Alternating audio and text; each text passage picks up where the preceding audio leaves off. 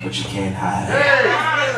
You can run, but you can't hide. Come on, And if I had to use for a subtopic on this afternoon, I would use the danger of limited availability. all right. The danger of limited availability. Look at your neighbor and say, neighbor, you can run, but you can't hide.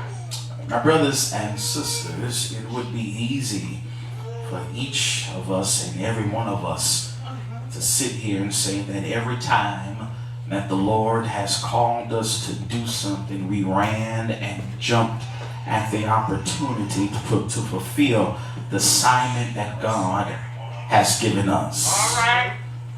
Unfortunately, that is not the case on this afternoon. Preach. The truth of the matter is that at one point in time, we all have found ourselves in situations where we've seen and we felt ourselves running from what God has told us to do. Yeah. And whether you know it or not, many of us in church today, we let things, we let people, we let situations determine, defer, and derail our availability to God.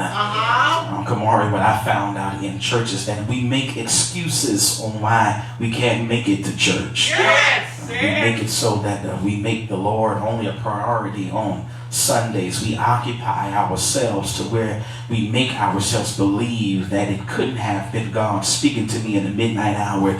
It couldn't have been God speaking to me in that lonely hour, whispering in my ear. We take it as we are in a busy situation. How can God speak to us when he knows I have so much going on? Look at your neighbor and say, neighbor, God knows how to make us available. Yeah. Here in our text, we see that God has sent Jonah now to preach to Nineveh. Nineveh was the capital city of Israel. My brothers and sisters, Jonah gets word from the Lord. He says, go down to Nineveh and preach against it because its wickedness has come up before me. And one can understand this prophet's grief with the God he serves now. We can understand his dread from this text because Jonah is looking at this. He's looking at this situation as a lose-lose situation. Rather than Jonah looking at it as a win-win situation, he's looking at it as a lose-lose situation. Jonah, he's not looking at this word, Brother Flanagan. He's not looking at this word as something positive, but rather he's looking at this word as something negative that God has told him. He's not looking at this word in a spiritual sense, but rather he's looking at this word in a human sense. He's looking at this, Brittany, as a natural viewpoint.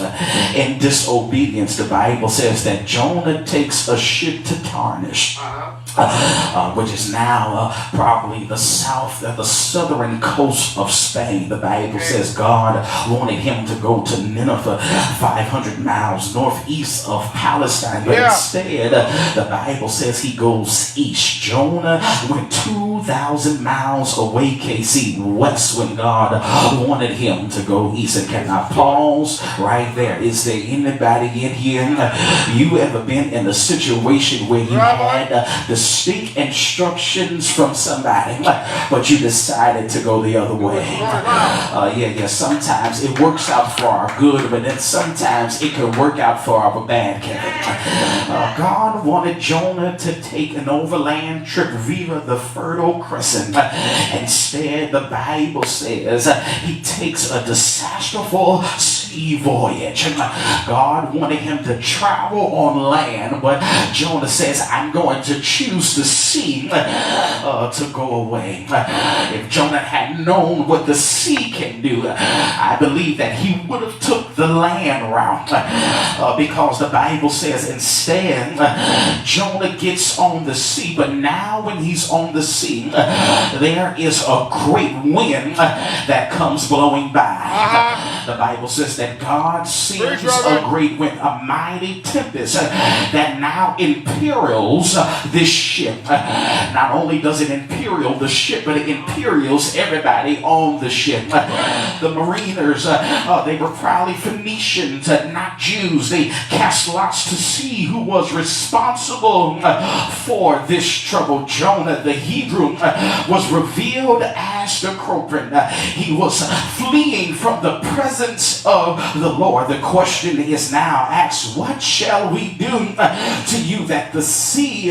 may be calm? Jonah advised them to throw me overboard. The Bible says that these men, they were not pirates because the Bible says they were reluctant at first to do what Jonah had asked.